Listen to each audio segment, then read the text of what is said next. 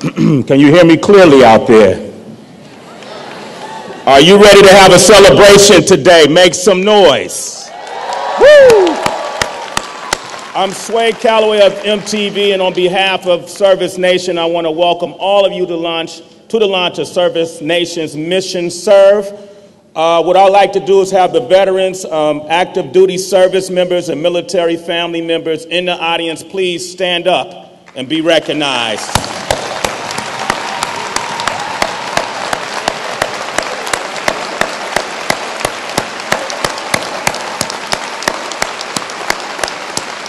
In the back, we see you too. Yes, on this Veterans Day, we honor those who serve America around the world, who make the greatest sacrifices in doing so. We also honor those who serve our communities and strengthen America here at home. And we celebrate the founding of Mission Service, which is a groundbreaking campaign to promote more cooperation between these two worlds of military and civilian service, to encourage and enable our veterans, active and reserve components of each branch, to continue serving our country here at home, to embrace our military families through service, and to find new ways for community service groups to give back to our military, because all of us involved in Mission Serve share the belief that if we want to accomplish anything, we're going to need to work together. You agree with that? Absolutely. This is a very personal mission for me. MTV is a great supporter of our military and veterans. And in fact, we have a young man by the name of Ryan Conklin, who actually was featured on our Real World series, who got called back to his second tour of duty in Iraq. And what we wanted to do is he graciously took a camera with him and recorded what life is like on the front lines. And we embedded one of our camera crews with his unit, and we're going to air a program tonight at 9 p.m. If you're at home and you turn on the television, this is a reason you could turn to MTV. I've learned so much over the past year about the problems service members, veterans, and their families deal with, but until learning about Mission Serve, I hadn't heard much about solutions to these problems. Today, it's all about solutions. We have a tremendous program for you this afternoon. 3 of the most inspiring women in America: Michelle Obama, Dr. Jill Biden, and Alma Powell. Wow. We'll be here to talk about the importance of both military and civilian service in strengthening our communities and advancing our nation. We'll also be hearing firsthand from some terrific speakers who have served on the front lines of service, both in our military and in our communities here at home. And later in the afternoon will come 22 Minutes You'll Never Forget. The Telling Project is an innovative performance by military veterans and their family members who, after interviews, training, and rehearsal, they staged the telling of their stories. The Telling Project is what it's called. It creates opportunities for veterans to speak and their communities to listen. Today, we will have the chance to hear 6 young veterans and their family members, students and recent graduates like so many gathered in this hall. Give yourselves a round of applause. They're going to tell their personal stories. But before we begin, ServiceNation would like to thank Bank of America for rallying so strongly in support of the Mission Serve initiative. Please give them a round of applause. And we would like to thank you for showing respect for the good people you're about to hear from and letting them say their piece. And now, ladies and gentlemen, it's my pleasure to introduce to you the president of George Washington University, Stephen Knapp, and Staff Sergeant Bryan Hawthorne of the GW Chapter of Student Veterans of America.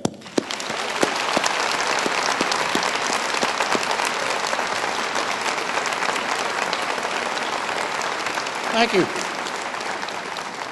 Thank you, Sway. Thank you for being here, for bringing your passion and dedication to our campus. Veterans and families of veterans, distinguished guests, on behalf of the entire George Washington University community, it's a pleasure to welcome you to the historic Lisner Auditorium. I'd like to extend a special welcome to the many representatives of service organizations who have joined us this afternoon. Today's event is titled Mission Serve, Forging a Continuum of Service.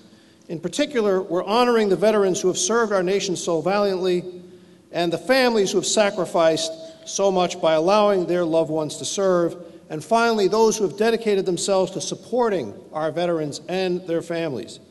Taken together, you are living embodiments of the ideal of service, and the rest of us are inspired by your courage, selflessness, and commitment.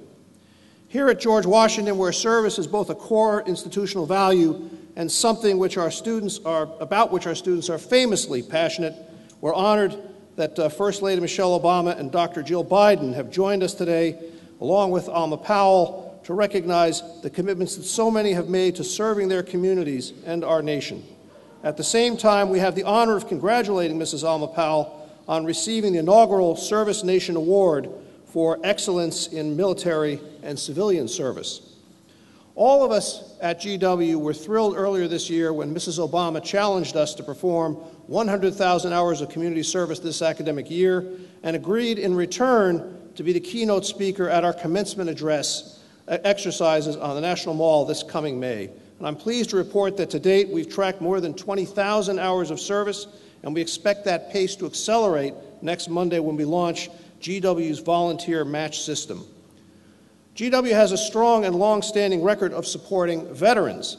The very first recipient of benefits from the original GI Bill was GW graduate Donald Balfour. Earlier this year, I was pleased to announce that George Washington was the first university in the nation's capital and one of the first in the nation as a whole to respond to the new GI Bill and its Yellow Ribbon program by pledging to provide matching tuition funds for as many as 360 student veterans. Thank you.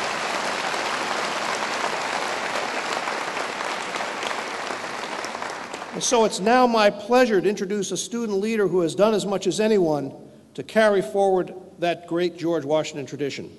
Bryan Hawthorne is a senior in our Columbian College of Arts and Sciences.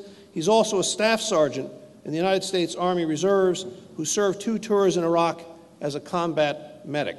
Here at GW, he serves as president and co-founder of GW Veterans and as a representative of Student Veterans of America.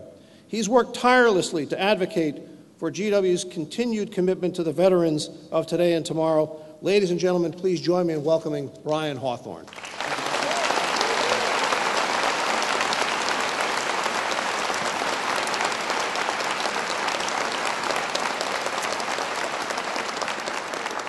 Thank you very much, Dr. Knapp. Ladies and gentlemen, good afternoon and welcome to the George Washington University.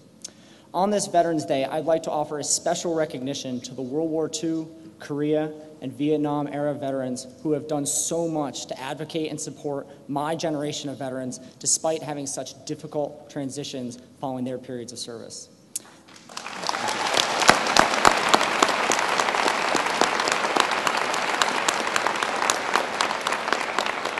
As Dr. Knapp indicated, we have done much here at GW to support student veterans and their families, and it would not have been possible without constant collaboration and communication between the veteran population and the administration.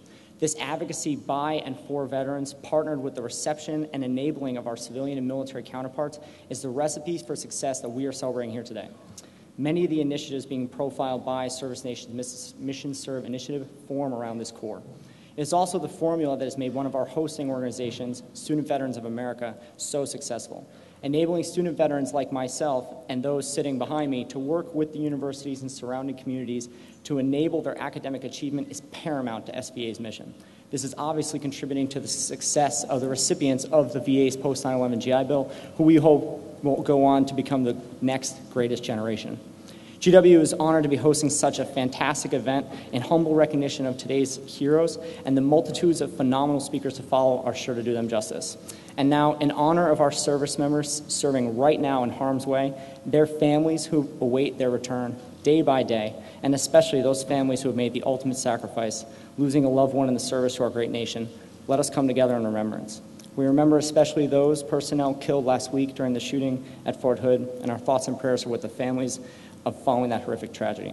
Will you please rise and join me for a moment of silence?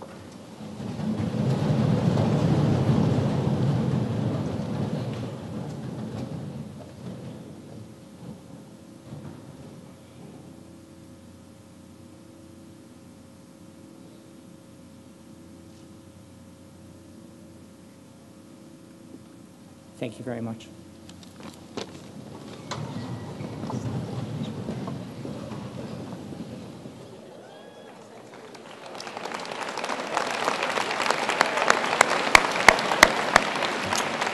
Ladies and gentlemen, please welcome the First Lady of the United States, Michelle Obama, accompanied by Dr. Jill Biden, Alma Powell, Rob Gordon, Tim Mahoney, Sheila Casey, and George Washington University President Stephen Knapp.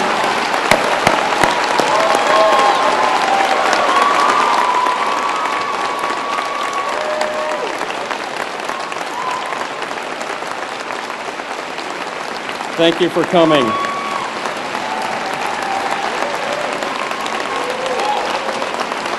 Hey, Tony.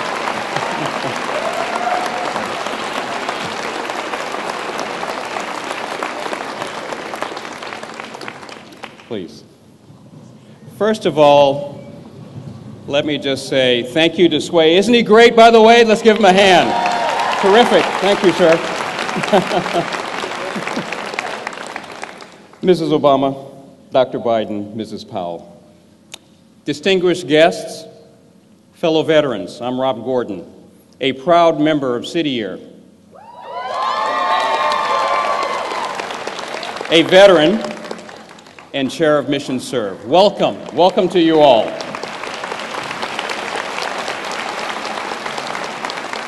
On this Veterans Day, we are here to honor and commemorate the great sacrifice that our men and women in uniform have made to protect and defend our nation. We are also here, and this is a great privilege, to celebrate a significant step forward in bringing together civilian and military service. It was 16 years ago, as a White House fellow, that I arranged and was witness to a meeting between my then boss, Eli Siegel, who was the assistant to the president and director of national service, and my former boss, General Colin Powell. I was his aide at that point in time, almost 20-some years ago, and he was then the chairman of the Joint Chiefs of Staff. That day, the two leaders agreed that the military would assist in supporting the fledgling new civilian service program we now know as AmeriCorps. Yes, AmeriCorps. This meeting served as a catalyst for the two worlds working together around a common purpose of service. But not until 2 years ago, through the birth of the ServiceNation Coalition, were these two communities able to find meaningful ways to work together on a larger scale. Leaders from Be the Change, City Year, Civic Enterprises, and the Points of Light Institute recognized the need to champion this vision of service, and brought together almost 250 organizations with almost 100 million Americans coming together. We are ServiceNation, and we help to inspire and build support for the bipartisan Edward M. Kennedy Act, Serve America Act, which was signed into law by President Obama in April of this year. Just incredible.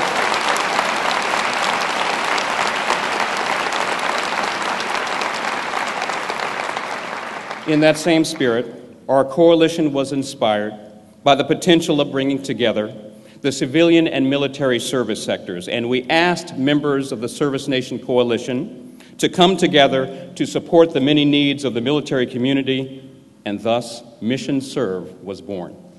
More than 50 organizations answered the call, resulting in over 30 initiatives across America that closely coordinates our civilian and military service communities.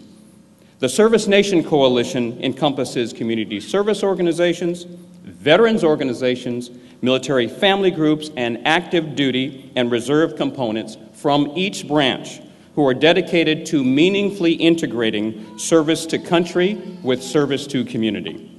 The initiatives you are going to hear about under the Mission Serve represent a tremendous leap forward in serving those who serve in our armed forces, veterans, and families that support them.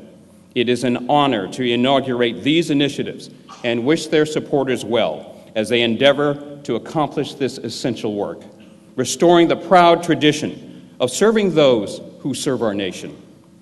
It is also my distinct privilege to honor one individual who personifies service to community and nation with the first ever ServiceNation Award for Excellence in Military and Civilian Service. For her leadership and significant contributions to making a positive difference in the lives of so many in the military and civilian service communities, I'm honored to give this inaugural award to Mrs. Alma J. Powell.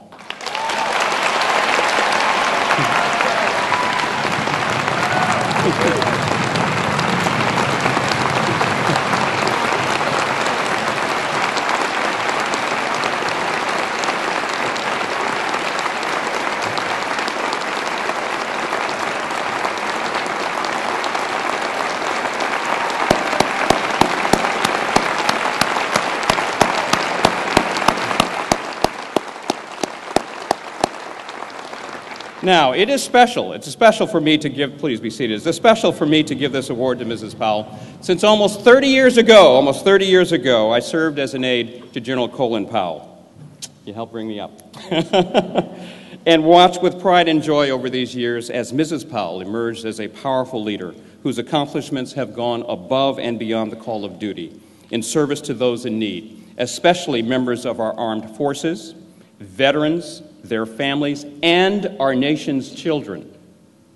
Some highlights include her time as the Army liaison to the National Red Cross, advisor to the Red Cross of the Military District of Washington, and the honorary president of the Associates of the American Foreign Service Worldwide. Mrs. Powell currently serves as the board chair, as many of you know, of America's Promise Alliance, a cross-sector partnership of more than 300 organizations with the mission of forging a strong and effective partnership alliance committed to seeing that children experience the 5 promises, the critical supports they need to succeed in life. It is for her leadership and dedication to our country in these areas that ServiceNation is proud to honor Mrs. Alma Powell with the inaugural ServiceNation Award for excellence in military and civilian service. Thank you.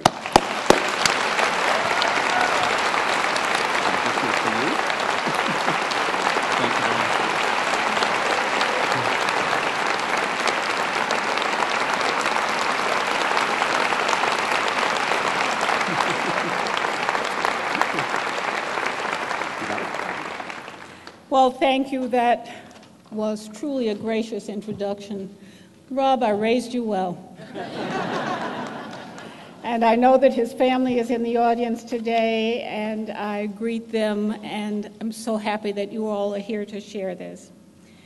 I am really deeply honored to receive this award, and it is with great humility that I share it with the many military families and countless Americans who step forward every day to help make life better for those around them, and especially those who work with our children and our youth, who are our greatest hope and our nation's most valued treasure.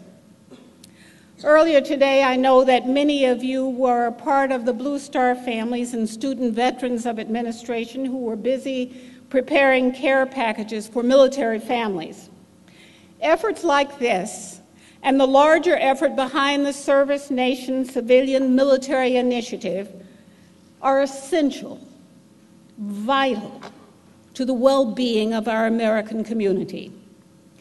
At America's Promise Alliance, we are very pleased to partner with the Military Child Education Coalition on our work with the Gallup Institute, measuring the hope, the engagement, and the well-being of American young people, many of whom are the children of servicemen and women.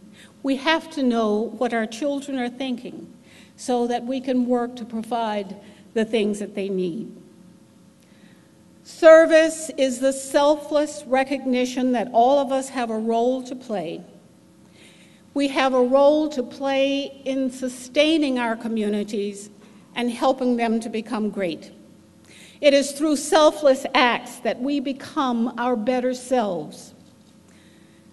Now, service is a value that was instilled in me at a very early age, and it shaped my life for 33 years as a military wife and part of the great military family. It is at the heart of everything that we do at the America's Promise Alliance. I steadfastly believe that the 5 promises that young people need, caring adults, safe places, a healthy start, an effective education, and opportunities to help others through service. All of these are crucial in our children's lives. And that last one, the opportunities to help others through service, is the capstone promise that builds on all of the others to turn children into fine, upstanding citizens of this great nation. It is appropriate that you launch this initiative on a day when we remember those who have served our nation.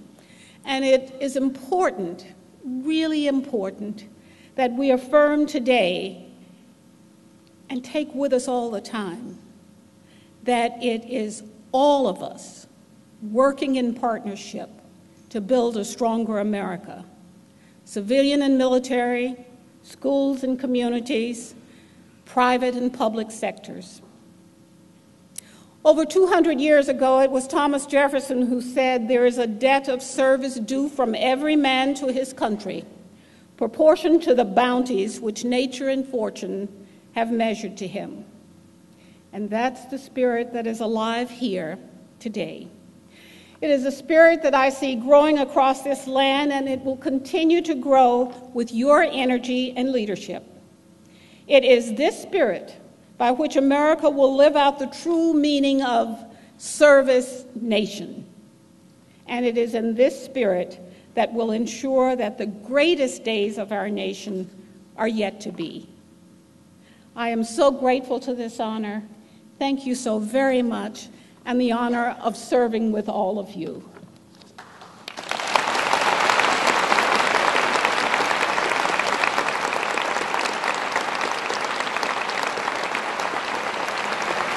All right. I want to try something real quick, okay? So we're all in the same spirit here in this room today. When I say mission, you say serve, okay? Mission. Serve. Mission. Serve. Okay, cool. If you've never been to a rap concert, that's kind of what it's like, all right? All right, ladies and gentlemen, we're about to hear from another hero of both civilian and military service. Sergeant Tim Mahoney is the very emblem of what we're launching here today. He has served 2 tours with City Year, working with elementary and secondary school kids in Boston. More recently, he served 2 tours in Iraq, the latest as a member of the Army's bomb squad, so you know he has a lot of courage. He is currently stationed at Fort Lewis in Washington State. Please give it up for Sergeant Tim Mahoney.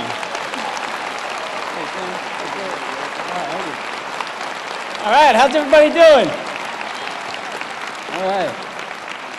All right, good afternoon. My name is Timothy Mahoney, and I'm honored to stand before you as both a sergeant in the U.S. Army and an alumnus of City Year.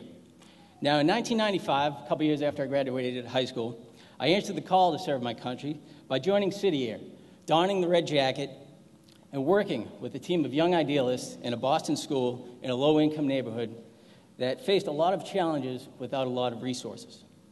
We were tutors and mentors dedicated to helping students stay in school and on track to high school graduation and success beyond. The year was transformational. I was no longer a shy and uncertain kid. I was a leader with a plan. I was given skills and opportunity to change the world. Now, my City Year ended, but my desire to serve continued. This time, it was in a new uniform. In 2003, I enlisted in the Army, and like Sway mentioned, I've been to Iraq twice. I went most recently as an explosive ordnance disposal technician to address the danger of the many improvised explosive devices. What I learned at City Year, teamwork, dedication, community building, sensitivity to diversity, and patience, among other things, were crucial to my transition into the military. A life like mine, one that combines civilian and military service, is less and less unusual. Indeed, it will become more and more common with the initiatives and the partnerships announced today, efforts I wholeheartedly support. These investments are in the interest of our nation's security and the welfare of our citizen veterans, active duty soldiers, and military families. I'm honored to now introduce to you an extraordinary American who has dedicated her life to education, social justice, and supporting military families. Dr. Jill Biden.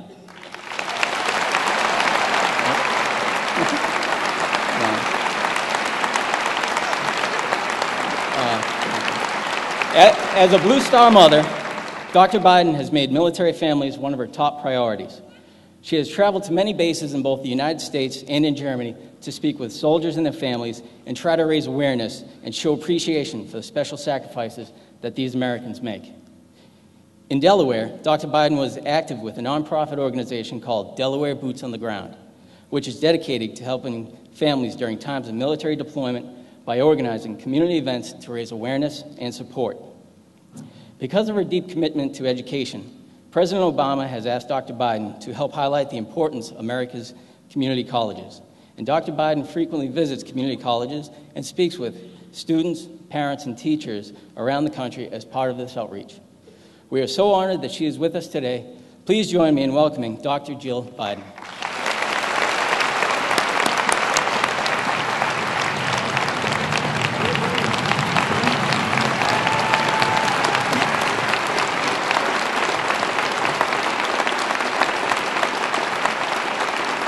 Thank you. Thank you very much. Thank you, Tim, for that kind introduction, and thank you for your history of service to this country. Thank you also to ServiceNation for the invitation to be a part of this important event. It's great to join so many of you who are dedicating to service with our military members, veterans, and their families. Today is obviously a very important day for all Americans. I spent the morning with the President and our First Lady and my husband Joe at a White House breakfast with veterans. And then we went to Arlington Cemetery. And this afternoon, just now, Joe and I hosted a luncheon for veterans and their families at our residence. I am always inspired by the deep commitment to our nation and overwhelmed with gratitude for what they do to protect all of us. So it's an honor to be here this afternoon with so many service members, veterans, families, and volunteers. Over the past year, I've been delighted to work with our First Lady to explore the issues faced by our soldiers and their families while they are deployed and once they return home. The concerns of service members and veterans are our top priority for this administration. And we are working hard to expand access to child care, to improve housing conditions, and to provide quality care and treatment for our wounded warriors. But as all the groups here today can attest, there is a role for each and every one of us in supporting our military families. My son, Bo, recently returned from a year's deployment in Iraq. His unit's first stop in the United States was in Manchester, New Hampshire, where the plane was greeted by dozens of veterans and volunteers lined up to welcome them home. He was incredibly moved and grateful for the gesture by each and every one of those volunteers. And at that moment, he knew he was finally and truly back home. I've been a member, as Tim said, of a group called Delaware Boots on the Ground, which performs simple acts of service like supporting summer camps for kids whose parents are deployed or encouraging local restaurants to provide pizza for welcoming home ceremonies. These are small acts, but like my son's welcome by the troop greeters, they mean so much to our service members. In these ways, and thousands of others, Americans can lend a hand and make a real difference. On Veterans Day and every other day, it's our sacred duty to honor the service of those who sacrifice for our country, and we can all play a role. I hope that all of us will pause today and think about how we can join in this call for service. I know what an impact it will have. I want to again thank ServiceNation and the dozens of groups and programs represented here for giving Americans concrete ways to participate. And now it is my pleasure to introduce my friend and partner, our First Lady, Michelle Obama.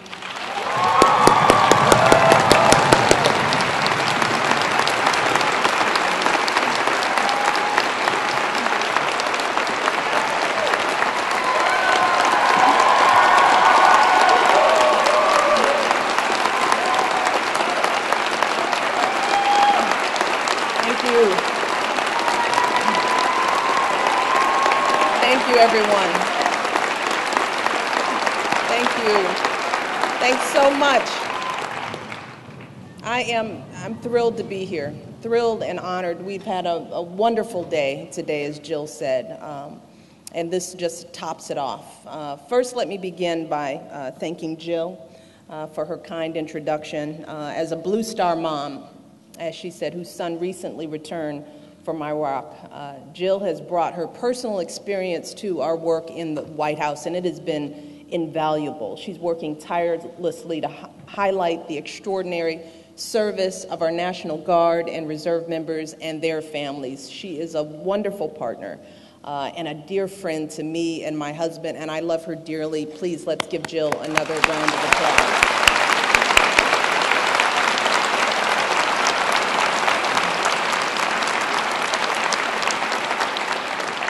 It is such a privilege to be here with all of you today on this Veterans Day to help launch ServiceNation's new civilian military initiative, Mission Serve.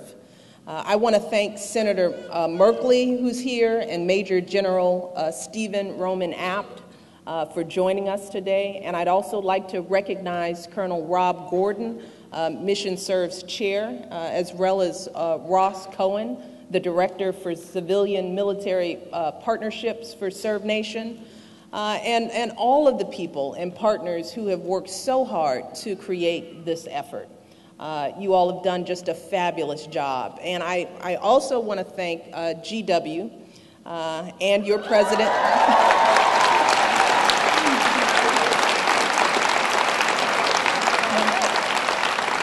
Go GW.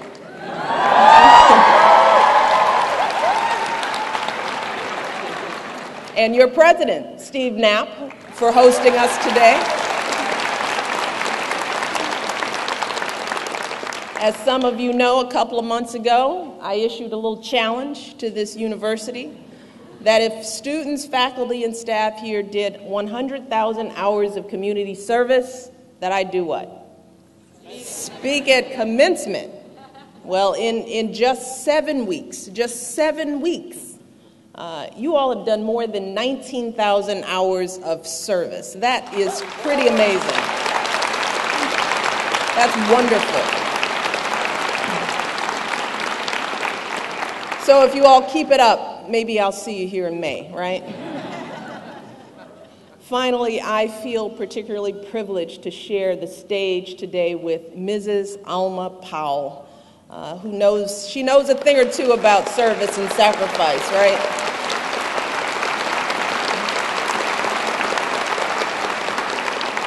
She's devoted her life to giving our young people every opportunity to fulfill their dreams, and she is a wonderful role model to me, just a tremendous asset to this country. Another round of applause for Mrs. Alma Powell.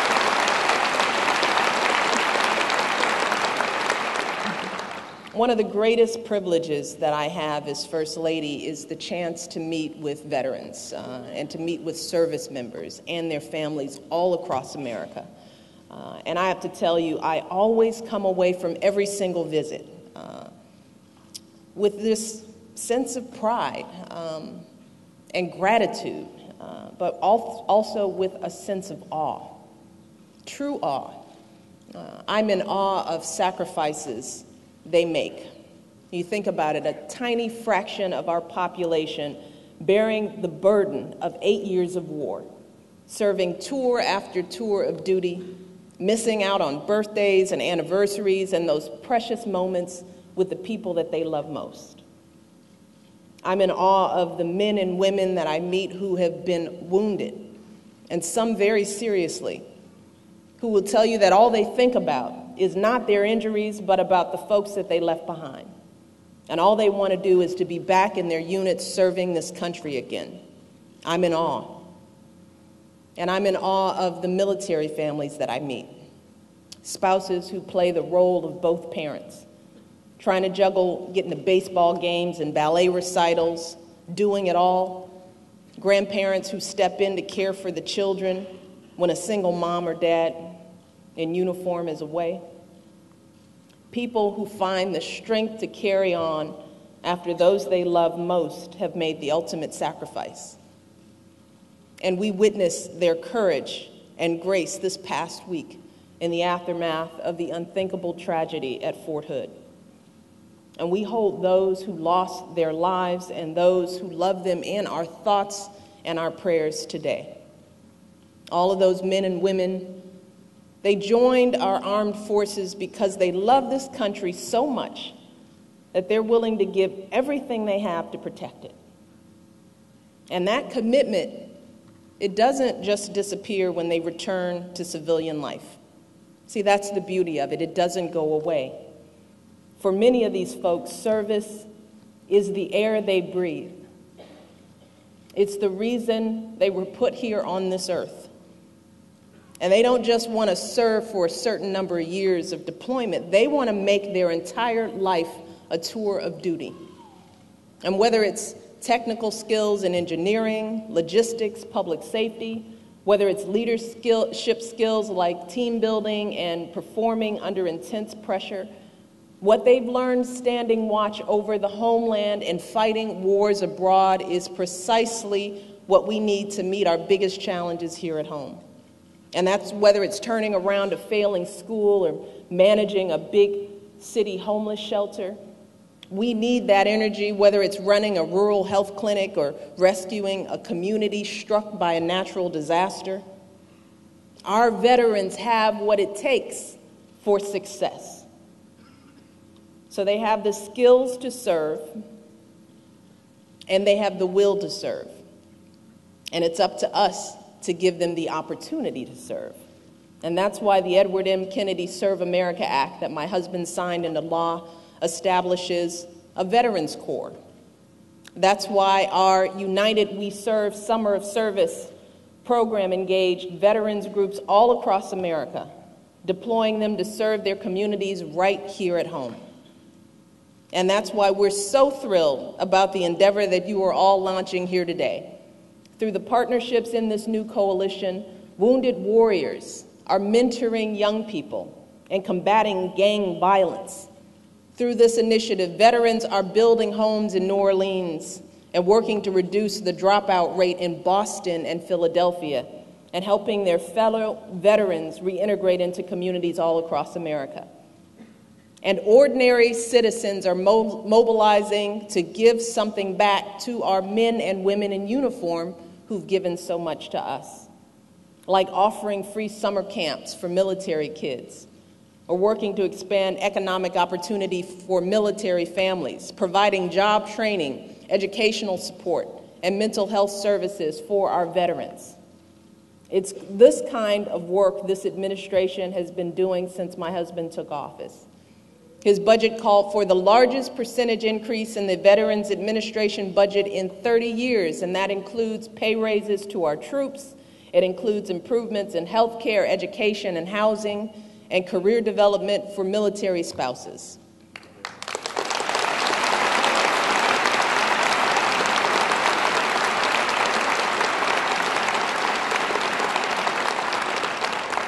This administration is providing more on-base child care and expanding the Family and Medical Leave Act to help military families and wounded veterans keep their jobs and fulfill their responsibilities as parents, spouses, and caregivers.